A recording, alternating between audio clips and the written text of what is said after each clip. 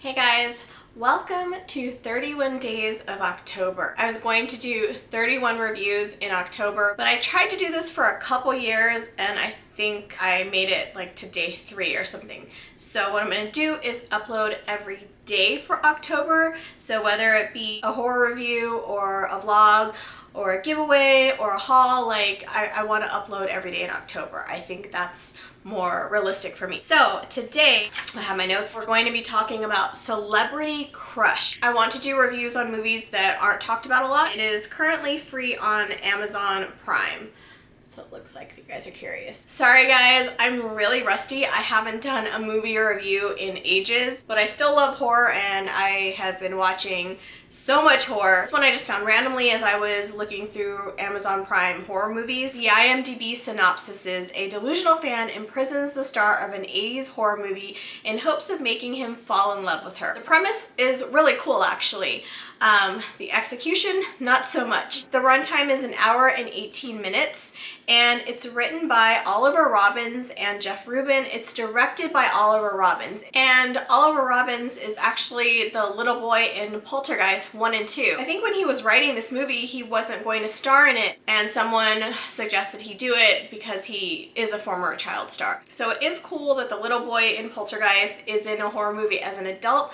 I just think it was like such a bad call that he starred in this. He hasn't acted in over 30 years and it really shows. I saw an interview with him about this movie. He seems like a really nice guy. I just don't feel like he should have played the star. I feel like it would have been way cooler if he did a cameo, but as a director I think he was fine. But the biggest problem I had was the lead, played by Alyssa Schneider. She is one of the worst actresses I've seen in a horror movie.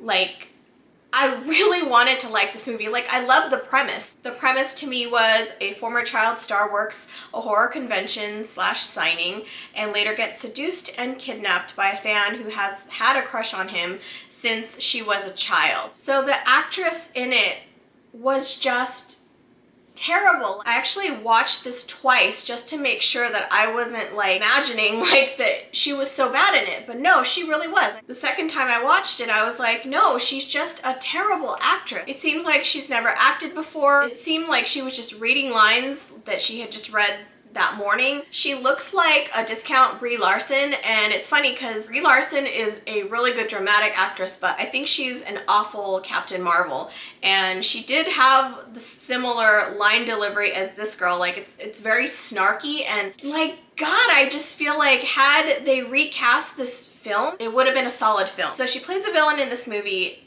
but in her mind, she is the chain face killer from the movie.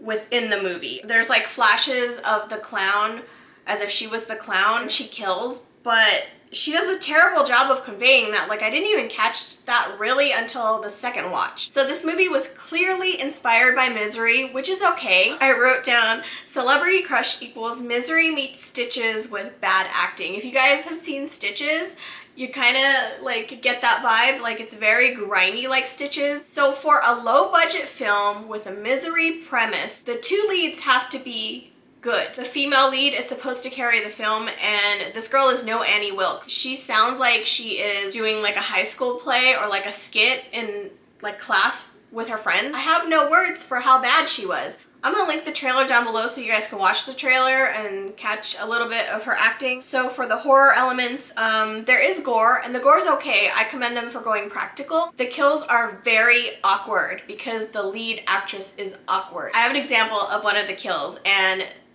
this awkwardity, yeah, that's a word. So the lead actress knocks on someone's door. She's holding a cake and the guy lets her right in because he knows that she's a fan, and he just lets her right in. Like, he doesn't even say anything. So she comes in and he sits down and he just starts eating the cake like with his hands.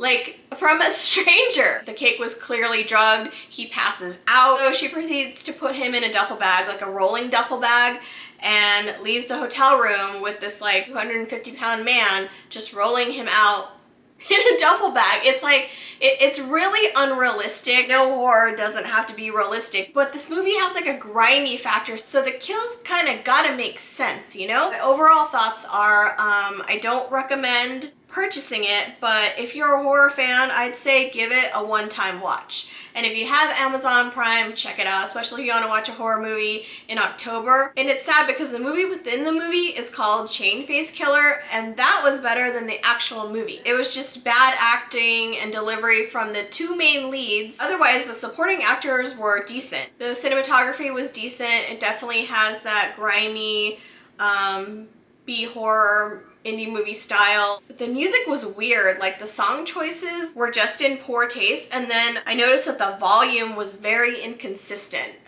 with the music. There is a twist ending. I didn't see it coming at all, but it didn't help the movie out. Like, I feel like if that scene didn't happen, like, it wouldn't have changed my mind either way. It really had potential, but the acting was just disappointing. The entire movie like lacked believability, it lacked soul, and it's like, I'm not knocking on the low budget. Like, I love a good low budget movie. That's my review for Celebrity Crush. It came out in 2019. I haven't heard too many people talk about it. That's why I wanted to review it. Let me know if you guys have seen the movie and what your thoughts are. If you want to know what I'm going to be reviewing this month, I have a list on my Instagram. It's at Alexandria Vaun, and I have a post on my page with a list of movies I'll be reviewing. Thanks guys, and I'll see you in my next video.